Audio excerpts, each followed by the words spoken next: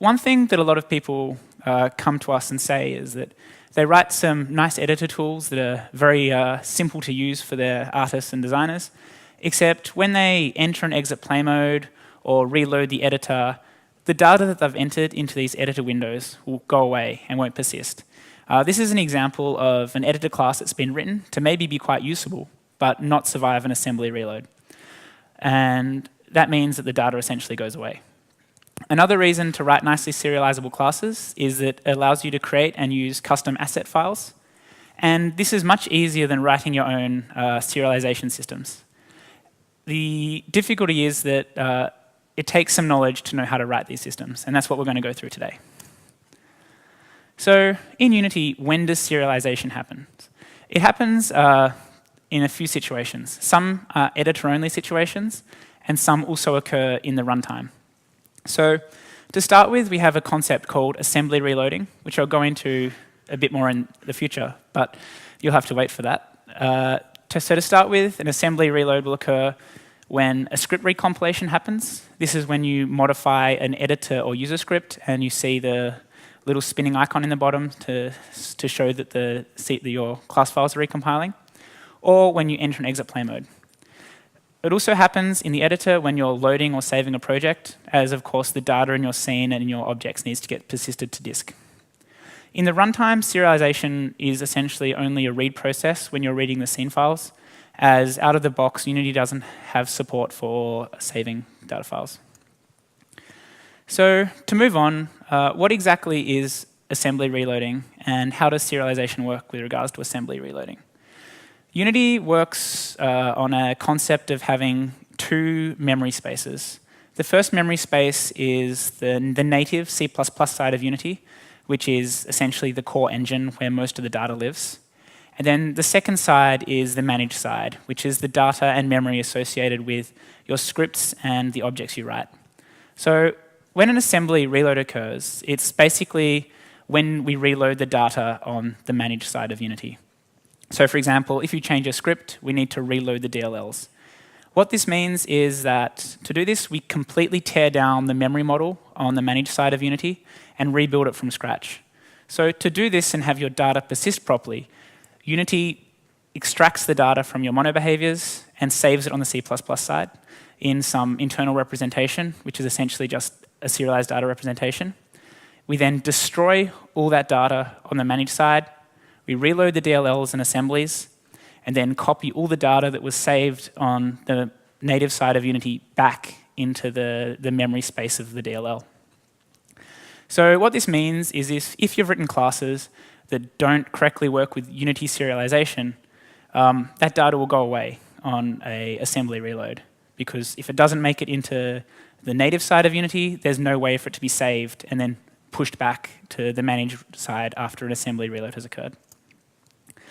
So let's have a look at some case studies on how to correctly serialize data. So we'll start with a simple class. So we'll go into an example here. And you'll see that we have a window here, just called window 1. This is a standard Unity editor window. I'm not going to go into too much information about this. But you'll see that we have a field here called serialize_me01. And the rest of it is essentially just boilerplate windowing code, and if it doesn't exist, we create one. Then in the onGUI call, we just render the GUI for the serialized object. The object itself, as you can see here, is just a standard class. It has a name and a value associated with it, as well as a nested structure. And in the onGUI call, we just render the fields and call onGUI on the struct. And the struct is also very simple, as you can see there. So let's have a look at what this window looks like.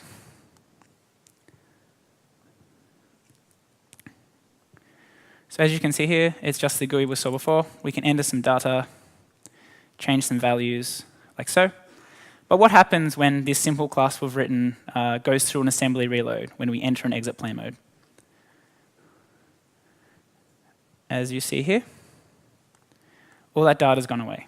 And that is because this editor window and the nested data structures haven't been written up to serialize properly. So we can fix this though. because out of the box, Unity doesn't know how to serialize classes straight away. So let's go through a few simple rules on how to mark up this class to correctly serialize. In Unity, this is relatively simple to do. If you mark up the class itself with the serializable attribute, as you can see on the screen here, it will tell Unity that this class needs to persist through an assembly reload. By default, the fields in your class have a certain number of rules associated with them. So any public field that supports serialization will always serialize. A private or protected field will serialize on an assembly reload. Technically, this means that it will reload correctly in the editor because out of the box, there's no assembly reloads in the runtime. And static fields never serialize. These rules can be worked around with using some per field specific attributes. So if you mark a private or protected field as serialized field, it will still serialize. It just won't show up in the inspector. And if you mark a public field as non-serialized, that field won't serialize. So let's have a look at the next example where we've marked that class up. So I won't show the window because the code is exactly the same as the previous example. But what you'll see here is we have this class here, serializeMe2. And all the fields we have been marked up as serialized field because they are private. A personal thing I like to do is even if the field is public, I still use the markup just to give a clear intent when someone's reading over the code, but that's just a personal preference. As you can see, we've also marked the struct up here to serialize, and the rest of the code is the same. And as you can see, the struct here is marked up as well. So what happens when we send this class through an assembly reload now that it's been marked up correctly?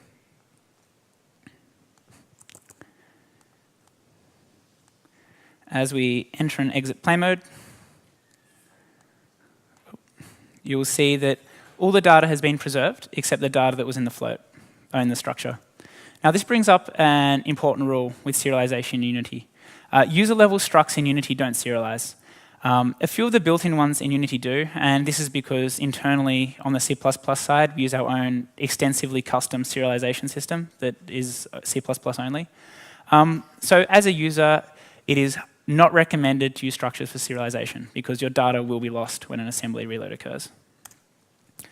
So the next step from this is what happens if you have a class reference rather than having a rather than having just standard fields that are marked up correctly. We'll start by having a look at the next example where we have the third window. This is a little bit different. So the window now, which we're going to look at for the third example, has two fields. Both of them are references to serializeMe3. And at the start, we construct one instance of serializeMe3 and then assign both references to point to the same instance.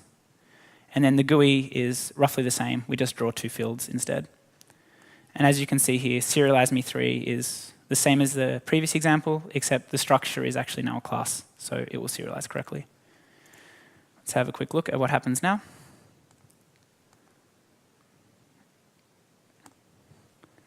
So as you can see here, because both of these fields we have are pointing to the same instance, when we change one, the second one will change as well.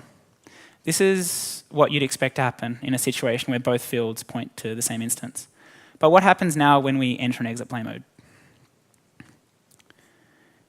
If you have a look at this, you'll see that the data has been preserved correctly, as was expected. Yet when we slide these bars around or modify the values, the two instances have become decoupled. This is not what you'd expect to happen in this situation. And that is to do with how the Unity serialization system works. So I'll go through that now. So when you have a normal class reference in Unity, each reference is serialized to disk individually. That means that in the example we saw, when serialization occurs, both of those references have their own memory position in the layout of the serialized structure. That means when we deserialize that, there are two different instances. So in this context, you can think of them as behaving like structures that are copied by value into the data rather than behaving like references that are sent.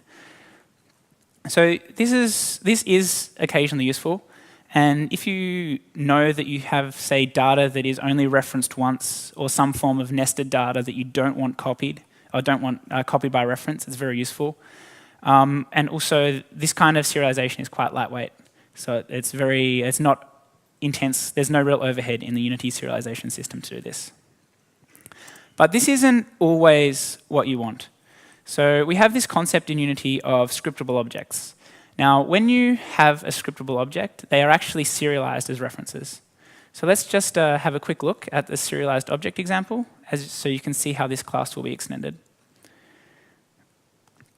So the window, as you saw before, is roughly the same. One thing you'll note is that here we actually call create instance instead of new, and I'll go into the rules for the construction of serialized objects soon. But apart from that, the example is the same. The actual class, though, that we are serializing is extend scriptable object instead of extending just the C# base object. Now, that's roughly the only change. The other change we have here is setting the hide flags, which I'll also cover soon. And apart from that, there's no real differences. So let's have a look at that example. Now, when this one goes through an assembly reload, you'll notice that the data connections remain correct, and modifying one also modifies the other, as you'd expect to occur. So let's go into some rules when using scriptable objects for serialization. As I mentioned earlier, scriptable objects serialize as references. This means that when the serialization system walks through one of your mono behaviors and sees a scriptable object, it actually, essentially in the data file, serializes an ID. Then later on, when it is parsing all the objects that live in the engine at that stage, it will see a serialized object and just serialize the data then. So essentially you have an ID and an object, and they point to one another.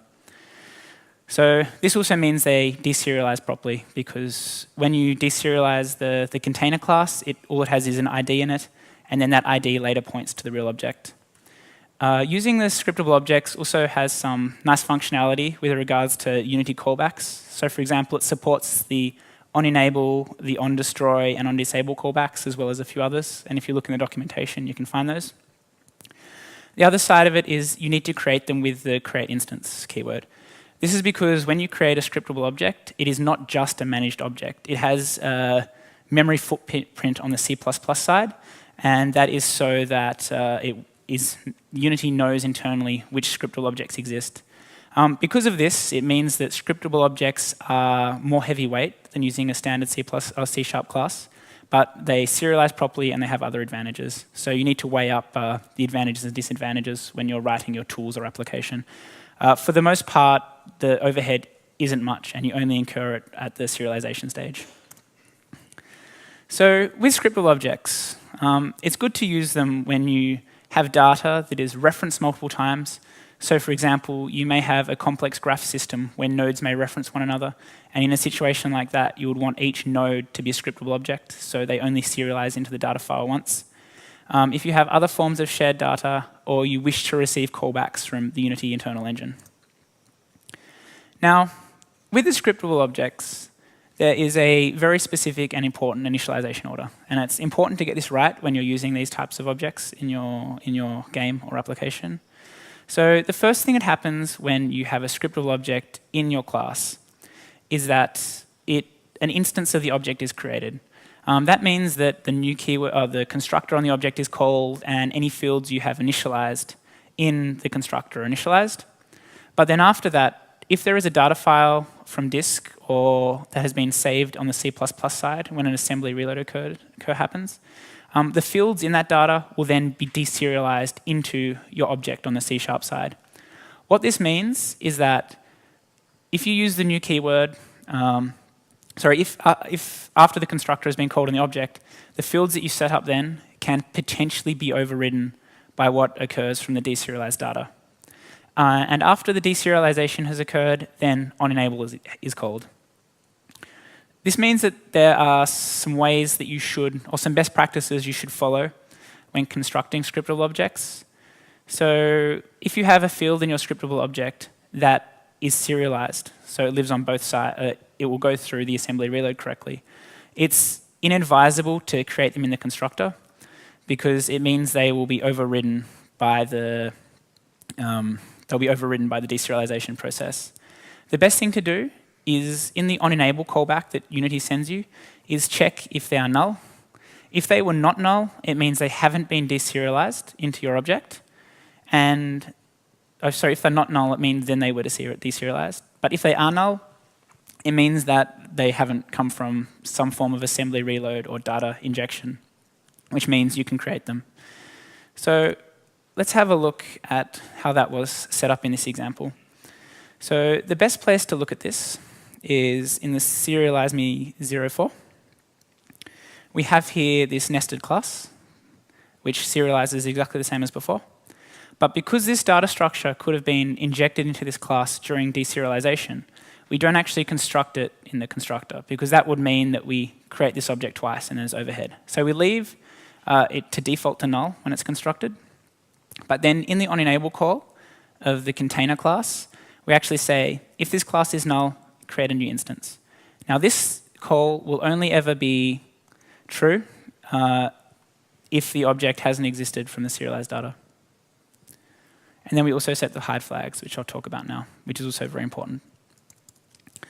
So hide flags in Unity control object visibility. Now there are a variety of hide flags, such as hide in hierarchy and hide and don't save, and there are a variety of others if you check the documentation. This visibility is important at multiple stages in Unity. And the hide and don't save flag, which we'll cover now, is a very special flag, especially if you're writing editor extensions.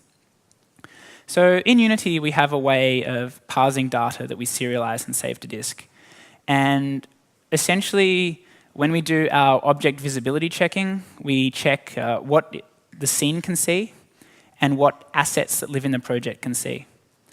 If you have an editor tool, and the editor tool is using serialized objects that live in a window, and either neither the scene or a saved asset on disk references them, Unity will see these assets or these scriptable objects as not being referenced by the project. And when you go through an assembly reload, they'll get cleaned up.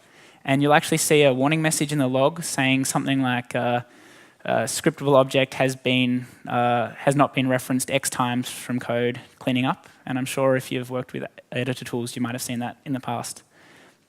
So by setting the hide flags, what you do is you're saying to Unity that I'm taking explicit control of the lifetime of this object, and I will construct it and destroy it myself. And when you go through an assembly reload, pretend this object actually lives somewhere in Unity and is being referenced. You're saying that. So as I mentioned here in the hide and don't save section, if your asset or if your scriptable object doesn't have an asset associated with it or a scene root, this will tell Unity to consider it a root object in the object parsing, and it means it will not get cleaned up on scene load. But this also means that when the lifetime of the object is over, you need to manually call destroy. So, and as you can see there, because this object we have is referenced, so this serialize.me object here is referenced by an editor window, and the editor window doesn't have a root in the scene or in an asset, we need to set the hide flags. So let's move on to the next section, which is going to be talking about serializing arrays. So here we have a window, similar to before with Serialize.me 05 as the serialized structure. And we only have one reference now, and it's just quite simple, and we call onGUI. Now, in this data structure, we have a list. So this will work for both lists and arrays in Unity. And I just use lists normally because I prefer their accesses. So we have a list of instances of base class 05. All this has is a very simple int field, and it has an onGUI to render the field. Now, for the GUI of the container class, we iterate each instance and just render it to the screen. But then at the very bottom of the list, we have an add button, and that just adds to the instances. So what we'll do is we'll just go here, and we'll add a few instances to this list.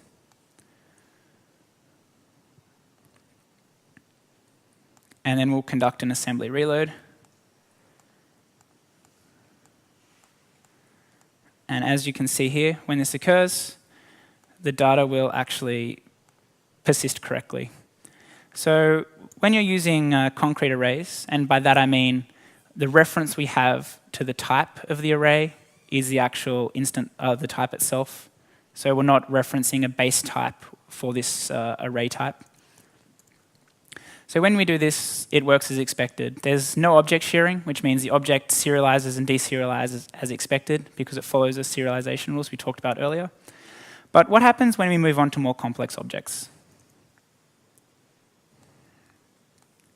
So for the next example, we're going to have a look at serializing a general array. So in this example, the window class is similar to before, so I won't show that again. But we actually have a base class and a child class. Now, the base class is the same as the one before, and the child class adds a float field. And so when you render the child class, we essentially just render the two fields. And now, if you look here, the collection we have is actually a reference collection to the base class rather than the child class. So let's see what happens when we use this. Now, when we add a child class, you can see we end up with both fields, whereas when we have the parent class, we only have one of them. What happens when we enter and exit play mode now? If you have a look, all the data to the base class references is gone.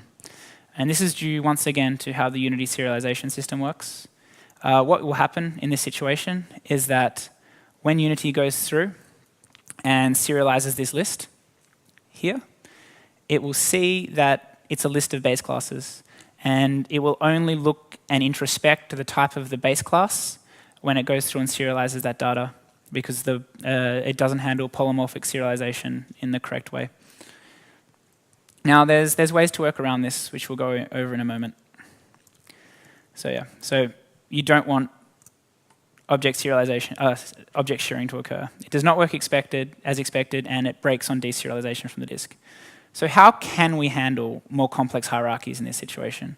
Well, if you want to serialize a general array, we have tools for that already, and that is scriptable objects. So if you have an array that contains scriptable objects, each element in that array will get serialized into its own memory location, and the array will actually essentially store a pointer to that data. So it will deserialize correctly.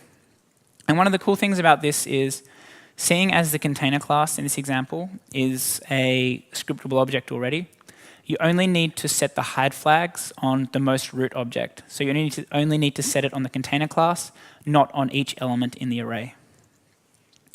So let's just quickly look at that. So as you can see here, one other thing to note is when you're using scriptable objects, the classes need to exist in their own C# files. So as you can see here, the base class is a scriptable object. It has its own file.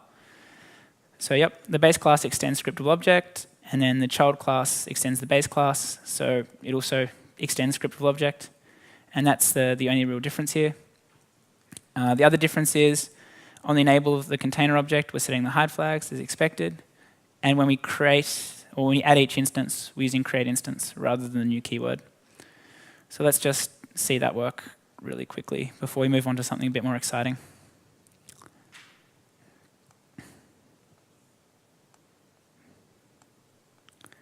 Okay, so we can add these. And as you can see here, once we go through an assembly reload process, that data will remain. So if you're serializing any form of complex data hierarchy, it is very important to consider using scriptable objects in these situations. So let's talk about assets, which are the very useful thing you can use in Unity. So with these scriptable objects you've seen, they're essentially data containers a lot of the time, with maybe some functionality mixed in. So one cool thing is that any one of these classes we've seen and used before can actually become an asset in Unity. This means that you can design data structures that are, say, databases or character info or some procedurally generated data that will then be used at runtime to dynamically create a character. The one thing to note is that it's good to ensure that the root of your data structure is a scriptable object, even if the nested data inside isn't, because essentially internally an asset file, when it comes to this kind of user code, is a scriptable object. And you can simply create an asset by calling asset database.createAsset with a location. And it's important to note as well that for user-generated data, you need to use the .asset file extension. So let's have a quick look at how to create an asset in Unity. So here we have a editor script which creates a simple asset. And as you can see here, we just call scriptable object.create instance and a class type of spawn database. And then at the next line, we give it a location of where to save it. So let's have a look at what happens when we create one of these. Now, I will just remove the old database, so we're not really cheating what's there, actually. So there we go. It's going to go away now. So it's gone. So when we create a simple asset, you'll see that it appears here. Now let's have a quick look at the data that we're putting in this database before we move on. So spawn database is very simple. It's using all of the rules we talked about before with regards to marking up fields and marking up serialization. And the database itself is a scriptable object. Now, on the enable, we create a new list to store entries in the database. This is also just a very simple class. It has a health and a color, and then there's some accesses that we can use in the runtime. And then there's some functions that we've added to the database to make it easy to use, like add info or get random spawn info, where it'll select one from the list we've already created. So let's have a look at this. On the asset itself, we also have a editor, but we'll go into that in a moment. So as you can see here, you can add entries to the database like this, and the code is actually written at random, health and color, so it's a bit simpler to use. So that's how we have created the asset. Now, one thing that you can notice here is that the asset also has a custom GUI. So this isn't using the standard default GUI. If it was, it would actually look like this, where everything is quite nested and actually not so easy to use for your artists or designers. So let's have a look at how you would achieve a custom GUI. So one of the cool things about the scriptable objects in Unity is that they behave just like any mono behavior you've written or any other form of editor extension, and they have the same callbacks. You can also write a custom editor for these. So if you use the custom editor and give it the type of, just like you would with a mono behavior, you can extend from the editor class, you can do this. The one thing to remember is to put the class in the editor folder, because that's how Unity knows that it's an editor script. So if you have a look here, we have the spawn database editor. It takes as its type the spawn database and extends from editor. And then as is documented, it contains the onInspector GUI callback. Now I'm not going to go into too much information on how this piece of code works, because it's covered in the documentation. We've given talks about it before, which are available online, but I'll cover it quite quickly. So to start with, all we do is we find the property called spawn entries that live in the spawn database class, and then we iterate through each one and draw a property field for it. At the very bottom, we add an add entry button and also a remove entry button. Then if the data has been changed, we apply the modified properties. So if you have a look at this, you'll see once again that there's the add and the remove, like so. And this is, when we modify this, it's being saved to the spawner object in our project because we created it as an asset. One thing you can do, one thing to note is that with these asset files, serialization to disk will only occur when the project is saved. And that is why in the past you may have changed a prefab and then Unity crashed and the data hasn't been saved. It's because it only occurs when you save the project. There are actually calls in Unity to force saving the project, and I always just Control-S or Control-Shift-S a lot of the time when I'm working with this stuff. Okay, so let's examine this custom GUI a little bit more. So as you can see, each one of these fields is actually drawn quite nicely in an easy-to-use way. But in the code, all we're doing is calling property field with the element. So this is using a new feature that came in Unity 4 called property drawers. So let's have a look. So property drawers allow you to delegate the drawing of your control to a custom or separate class. This is useful for rendering custom controls, And there's two ways to do this. So you can implicitly link the drawing to the class type by using a custom property drawer of your type, as listed there. This means that every instance of this class in your project, or in your GUI, will get drawn using this field. So in this example, as you saw here, we had the database, and every instance of spawn entry in the spawn entries was getting rendered using the custom spawn entry renderer. Or if you want to just have a very specific control rendering in certain situations, you can actually write an attribute and then mark up each field that you want to use that specific custom drawer. A good example of something like this would be if you had an IP address field of type string, you could then use an attribute to validate that the data entered into this string actually matched a valid IP address. So you could use, say, regular expression for the validation. And you can use this a lot in your code, and it's quite useful. So how do you do this? So to write a custom property drawer, you use the custom property drawer attribute, and you extend the property drawer class. There's also a few little callbacks, and this is documented as well. But if you want your control to have a custom height, you can use the getPropertyHeight. And if you want to and then in the onGUI call, the rendering occurs. So let's have a look at this. And once again, you'll notice that this is in the editor folder, because it's an editor class. And here we are. So this is the custom property drawer for the spawn entry. We have some sort of just fields at the top for sizing of how things are rendered. And then we have the onGUI call.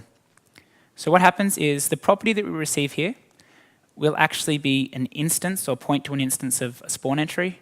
So then we can find the two fields that live in the spawn entry, those being health and color, and then draw some custom drawers. So we draw the health as an integer slider, and then next to it we draw the color as a color field, which we actually use a property field as well, because a color is a property at this nested level.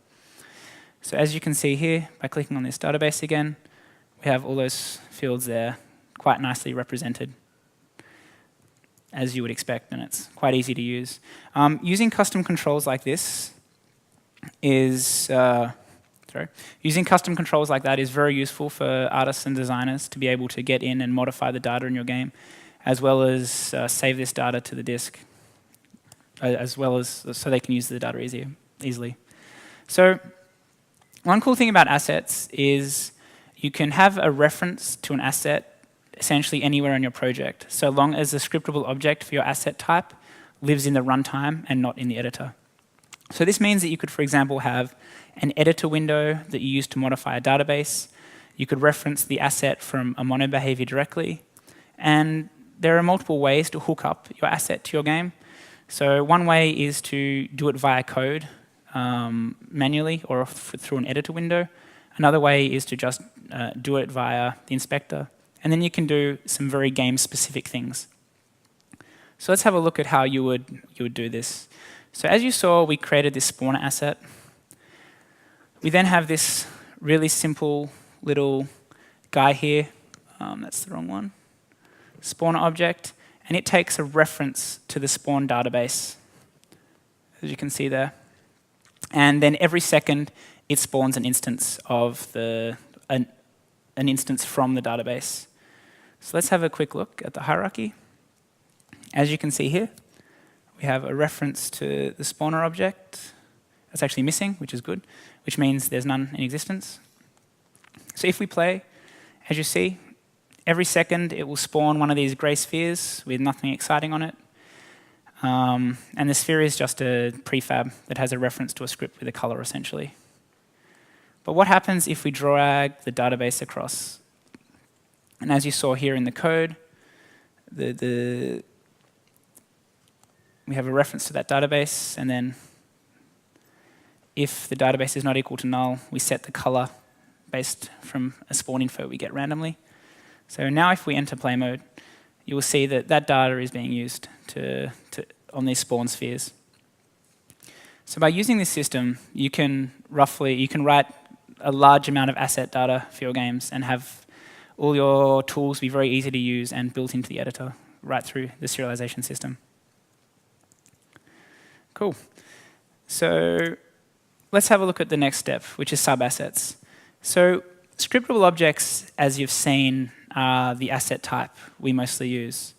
But just because you have an asset, like a singular scriptable object, doesn't necessarily mean that your asset is just one scriptable object. An example of this would be something like a mechanism where you have a graph system. Each node in your graph is a scriptable object, yet you have only one graph asset file. This means that in Unity, you can actually have an asset that contains a list of subassets. One problem with scriptable objects in this regard, or it's not really a problem, one feature, I guess, is that you need to mark each of these scriptable objects as serializable and tell the Unity serialization system to serialize them. Just because you have one, you've saved an asset file, doesn't mean that the references will automatically become assets. So how do you do this? If you have an asset already created, you can add a sub-object to this asset by using the add object to asset function on the asset database. And by default, it will show all assets as sub-assets. So let's have a quick look at this. So here we have our sub-asset example. I'll just clean this out. And as you can see here, we have a main asset. This is very simple. It just has a field which is value and then a list of subassets. And the subasset itself is just a string. So if we create one of these, you'll see it appear here, like so. And then, as you see, there's no subassets present, and it's just using the default inspector. But then if we create a subasset, you'll see it appear. And now when we save the project, you'll notice that we actually have this asset file which contains a list of subassets. Now this is very useful, and as you can see in the source code here, we have, so we just create the asset like so, and then we call add object to asset, and we just add an internal reference. This isn't necessarily required, it just makes it easy to see in the inspector. So that's quite useful. But one problem with this is it's just a container with lots of assets, and it's not normally what you want to work with. So once again, we can mention hide flags. So there's this hide flag that exists called hide in hierarchy. And what the hide in hierarchy hide flag does is it tells an asset to not be visible in the hierarchy window. So if we, once again, create that asset, and then instead of using the other option, we use the create invisible subasset. As you see, it appears, yet it doesn't show up underneath the main asset. So it's quite handy in that way. It also means, though, in this situation, it's very important to have a reference. Otherwise, you won't have a handle to the added asset. You can iterate them using the asset database, except it's just not very handy.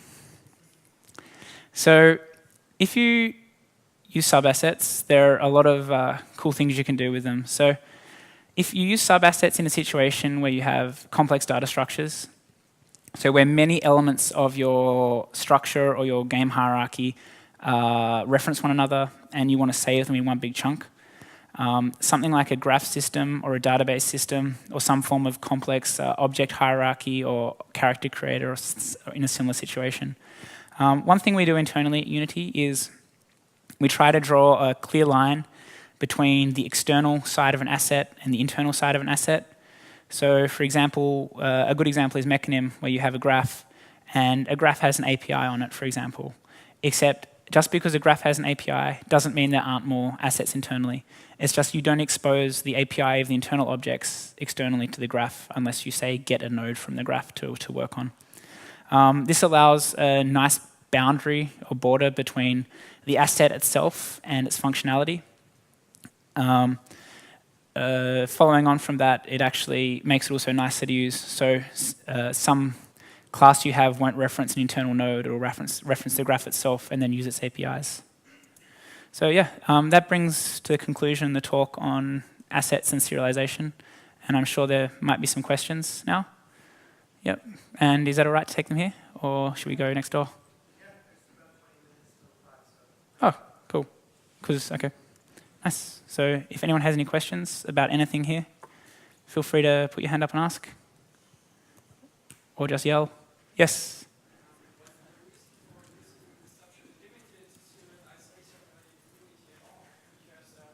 Does not handle generics and references, stuff like that, as you'd expect. Pun? Well, it's based around how Unity works, and we write all our tools this way, and we don't seem to have so many problems. The main reason to use the Unity serialization system is because you get serialization out of the box. You can create asset files for your runtime, and you can also write very easy to use custom tools for your artists and designers. A lot of people don't want to use the Unity serialization system in the runtime, for example. Like they prefer to use something like JSON so they can serialize from web services rather than having version files. We use it. A lot of our users use this kind of thing. It's very good for writing tools, but it's not suitable to every game, no.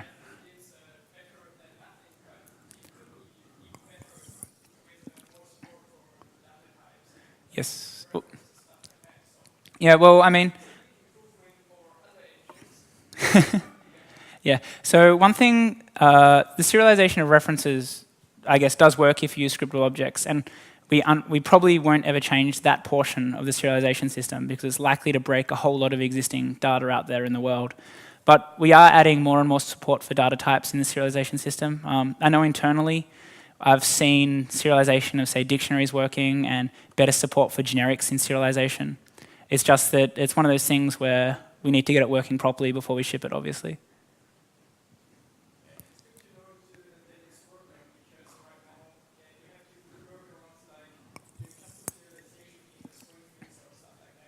Yeah, yeah, and I agree that's not the best way to do it as well. Yes? Yeah.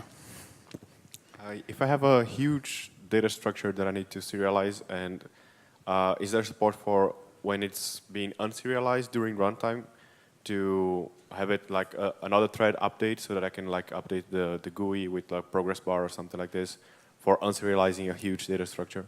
No, we don't. The serialization of, say, the user level structures is essentially synchronous. So like when you load the resource, you don't really get a callback. I've seen some talk. I've heard some talk about making asynchronous APIs for these things, but it hasn't happened yet. So. How would you go about serializing a multi-dimensional array? So I'm not sure you can do that right now.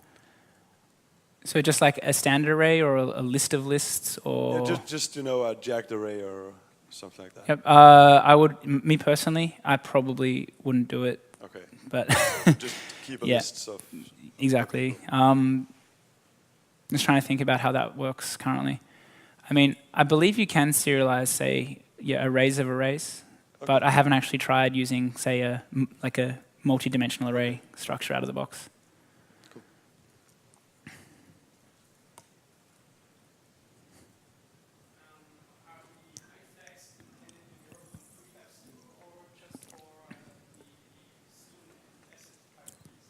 It depends on the hide flag.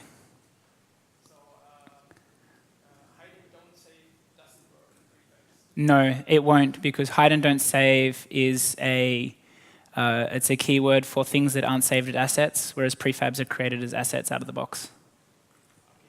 Because that would be nice to have support for something like that to create nested assets, where we have some kind of template that creates the nested asset on runtime. Yeah, yeah. There are probably actually internally better ways to do that than that as well, but. Yeah, so I mean, you might have seen last year's Unite. At one stage we were working on nested prefabs, and that's probably a better direction to go, I think.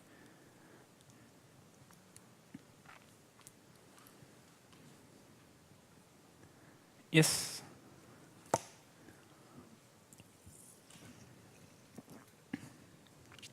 Well, when I've been working with Unity serialization, I had some a little difficulty. Well, what happens when you have a scene and something is serialized in that scene, and you intentionally change some variables in the script that has already been serialized, what's happening then? If you understand the question. Okay, so you mean you change the default value in the actual C# script? No, no, no. Or I, for example, deleted that variables. Okay. So what happens then? So what happens then is when you load the scene, Unity will reflect the fields that live in your script, and the fields that live in the data file have basically a token or a name associated with them, and it will see that they don't exist in the data structure anymore and won't deserialize into those fields. It'll skip them. So it will still be serialized in that scene, but he will skip them. Well, it depends. So you have the scene data that will have these fields in it, and when you load the scene, it will load that data into memory, and it will say, these fields do not exist in the data anymore, in the script anymore, so we won't deserialize them. Then when you save the scene again, we reflect those fields and we attempt to save them, and because they're removed in both sides now, they won't exist anymore. They'll go away forever. Is that clear or a bit unclear? It is clear, but that's not what I've experienced. So I'm just... Okay. I experienced some strange error when I did that, actually. Do you know what the error was? Unsupported type mono, something like that. Did you actually delete the whole class, or did you remove fields? It was not, the class was not deleted, but the fields were completely changed. Did you change the type of the fields? Yes. The Okay, type of yeah. the So fields that changing the type of the fields is different to removing the fields, because you'll still have a type reference, and Unity will try and deserialize your data from your serialized format into the runtime, and that there'll be a type mismatch occurring. And depending on what the types were, you'll get different errors because it won't be able to match the types up. That's logical. Is there some way to fix that? Okay, so one thing I've actually been thinking about doing, like we haven't started this yet, is writing an upgrade path for user-level scripts. So for example, if you change a field, you could add an attribute saying old name, and it would give you you could put the old name of the field there, and so you'd serialize across, or writing some form of type translator. So when you deserialize, like we haven't done this yet, but it's something I'm very interested in exploring over the next year or so. But it doesn't exist currently.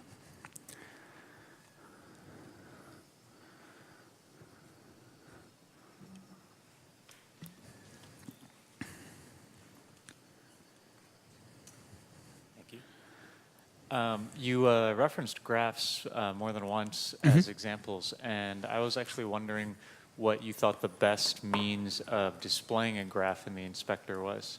In the inspector itself, or in a window? Either way. What do you suggest? I would highly recommend, if you're going to use the graph system, to write an editor window for it.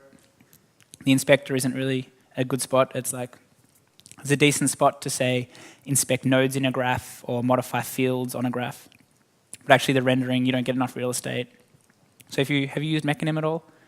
No, I haven't. Okay, if you just have a quick look at it, you'll see that it's an editor window. So the way that works is that in Unity there's a function called selection.active object or active game object. I can't recall off the top of my head. And the way Mechanim works is in the windowing code, they listen for a selection change.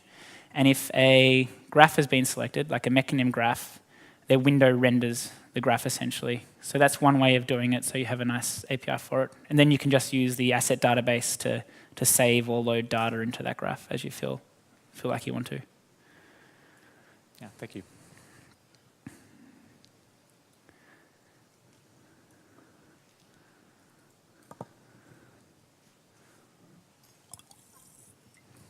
Thanks. When you showcased the custom assets, I was thinking that could be used for some kind of like save game feature. Is it possible to trigger serialization on your own? Not in the runtime currently. And I believe the reason for that, I'm not 100% sure, is I don't actually think that we compile the saving serialization, like our binary reader, our binary saver into the runtime. The other problem is the serialization system for a runtime from all our past experiences, users want it to be slightly different depending on their use cases. That's not to say it wouldn't be a good idea for at some stage to ship something in the runtime that would be easy to use. It's just we don't currently.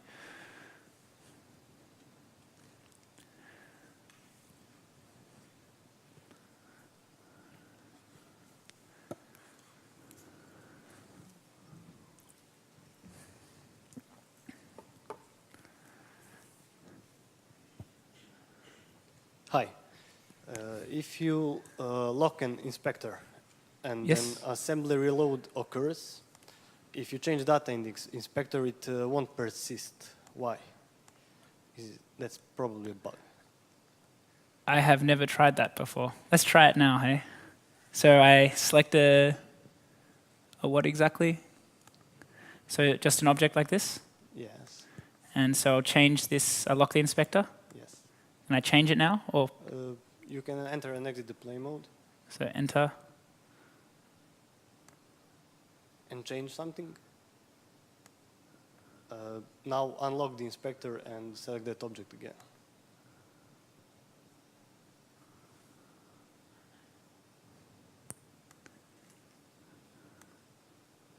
Saved.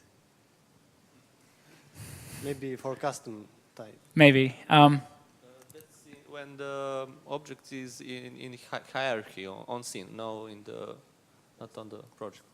If you change data in play mode, it doesn't get saved. No, it's not that. Okay. If you configure out a repro case, just like Yeah, we file the tweet bug it to me or report. something, and yeah, file a bug report, Yeah. because there might just be A specific referencing use some case. kind of asset that was temporary and hasn't been cleaned up. But Okay. Cool. okay, no other questions? Wait for the mic, please. Sorry, I couldn't quite hear. Just hang on a second. Is there any way to get an object in a hierarchy getting excluded from being saved to a prefab? No. No. No. Prefabs are all or nothing currently. Is there any plans to implement a system to carry on your changes from play mode back to non-playing mode if you have done some really important Yeah. or It's something we've talked about a lot internally. It's just figuring out the right way to do it is a much more complex problem than it initially sounds to be. But it's something we want to do.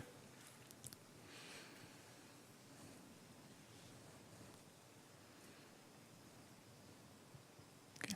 No other questions? Thank you.